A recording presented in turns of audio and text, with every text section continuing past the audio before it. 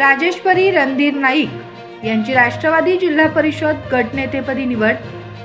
Rashtrawadi Congress party Ajit Pawar गट जिल्हा परिषद सांगलीच्या गटनेतेपदी वाकुर्डे जिल्हा परिषद गटाच्या सदस्य सौ राजेश्वरी रणधीर नाईक यांची एकमताने निवड करण्यात आली.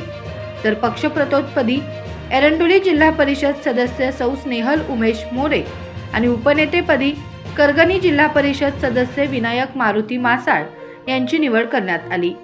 सदर निवडीबद्दल त्यांचा सत्कार राष्ट्रवादी काँग्रेस पक्षाचे जिल्हाध्यक्ष निशिकांत दादा पाटील, माजी मंत्री अजितराव घोरपडे सरकार, राष्ट्रवादी काँग्रेस पक्षाचे प्रदेश उपाध्यक्ष शिवाजीराव नाईक, माजी खासदार संजय काका पाटील, माजी आमदार राजेंद्र अण्णा देशमुख यांच्या हस्ते करण्यात आला.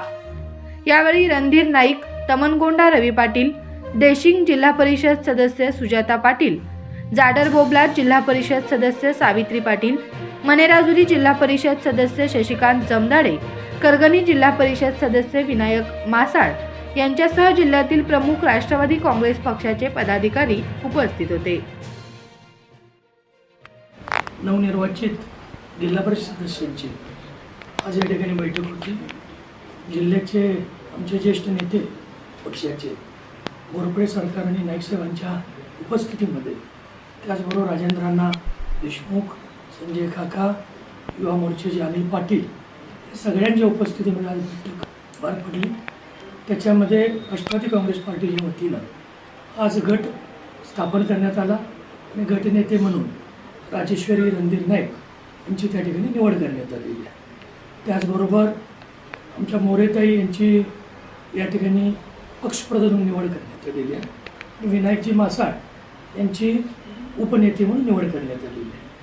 सत्तेत जाण्यासाठी आपण आपल्या बैठकीमध्ये काही नियोजन केलं? आज खरं तर गटनेत्याची निवड हा एकमेव अजेंडा आमच्या सगळ्यांच्या समोर होता. सोमवारी आम्ही या संदर्भामध्ये जिल्हाधिकारी कार्यालयाकडं या ठिकाणी गटनोंदणीची संपूर्ण प्रक्रिया कायदेशीर त्याची आवश्यक आहे ती पूर्ण करू आणि वरिष्ठांशी चर्चा करू. या विषयावर वरिष्ठ जे निर्णय देतील तो मान्य करायचा आम्ही सगळ्यांनी ठरवलेला आहे. त्यांच्याशी चर्चा करायला आम्ही वेळ घेतो आहे आणि त्यांच्या आदेशानुसार पुढे सर्व गोष्टी पार पाडल्या जातात. प्रधानमंत्री चंद्रकांत पाटील यांनी सांगितलेलं आहे की व्हीप सगळ्यांना काढणार आहे आणि व्हीप तो सगळ्यांना लागू राहणार. म्हणजे तुम्हाला राष्ट्रवादीला भाजप ग्रहित धरून या ठिकाणी भाजपचा महापौर होईल, अध्यक्ष होईल असं जिल्हा परिषदेत.